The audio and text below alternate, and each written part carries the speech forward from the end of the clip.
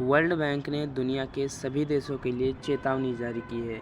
जी हाँ, आप सही सुन रहे हैं, दुनिया के सभी देशों के लिए, न केवल नेपाल या श्रीलंका के लिए बल्कि दुनिया के सभी देशों के लिए।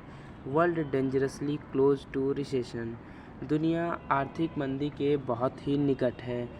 ऐसा 13 अक्टूबर 2022 को IMF की प्रतिवर्ष होने वाली मीटिंग में वर्ल्ड बैंक के प्रेसिडेंट ने बताया। उन्होंने बताया कि दुनिया में 2023 से 2024 तक आर्थिक मंदी आने वाली है। प्रतिवर्ष IMF वैश्विक विकास दर का एक अनुमानित आंकड़ा प्रदर्शित करता है। वो आंकड़ा 2023 के लिए 3% था, जिसे घटाकर अब IMF ने उसे 1.9% ही कर दिया है। वर्ल्ड बैंक ने दुनिया को चेतावनी देते हुए कहा है, 2023 में आने वाली आर्थिक मंदी से निपटने के लिए सभी देश अपनी अपनी नीतियों में बदलाव करें तथा ऐसे सुसंगठित ढांचे का निर्माण करें जो आने वाली आर्थिक मंदी को सहन कर सके।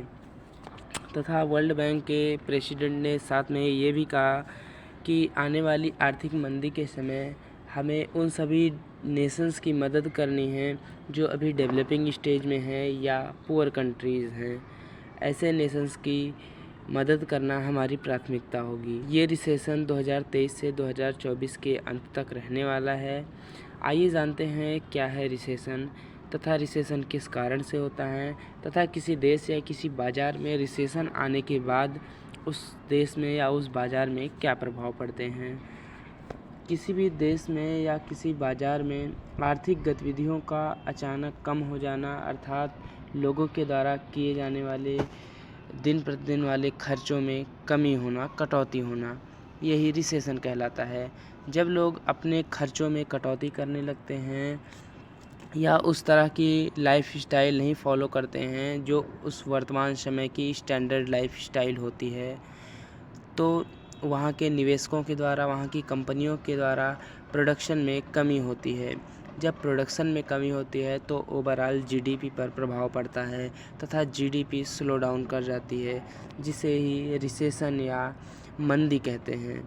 धीरे धीरे एक समय के पश्चात जब कोई वस्तु या सेवाएं अपने निचले स्तर पर होती हैं कि वे उससे और अधिक नीचे नहीं जा सकती हैं तथा लोग पुनः वस्तुओं का क्रय विक्रय करना प्रारंभ कर देते हैं, तब GDP किसी भी देश की पुनः ग्रो करने लगती है।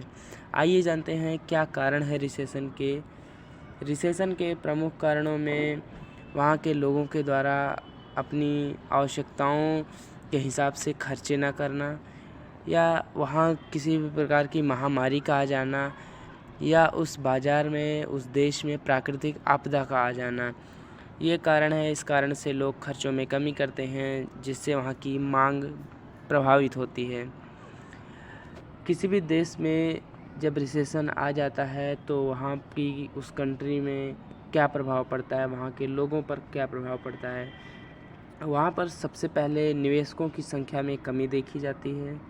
व्यावसायिक लाभ कम हो जाता है। जब लोग वस्तुएं कम दाम पर खरीदते हैं तो व्यावसायिक लाभ उत्पादन कम हो जाता है तथा घरेलू आय बढ़ जाती है तथा प्रति व्यक्ति आय भी कम हो जाती है। तो ये प्रभाव पड़ते हैं जब किसी देश या किसी बाजार में आर्थिक मंदी का दौर होता है। वैश्विक विकास दर सूचकांक में भारत की अनुमानित ग्रोथ अन्य विकसित व विकासशील देशों की तुलना में अधिक है। 2023 में भारत की फॉरकास्ट ग्रोथ 6% के आसपास बताई गई है। इस बारे में IMF ने भारत देश की सराहना भी की है कि भारत ने किस तरह से मजबूती के साथ अपनी अर्थव्यवस्था को मैनेज किया जब पूरी दुनिया में चीन के द्वारा दी हुई महामारी का कहर मचा था। तो ये थी आज की जानकारी। अगर जानकारी पसंद आई हो तो हमारे वीडियो को लाइक करें व चैनल को सब्सक्राइब करें।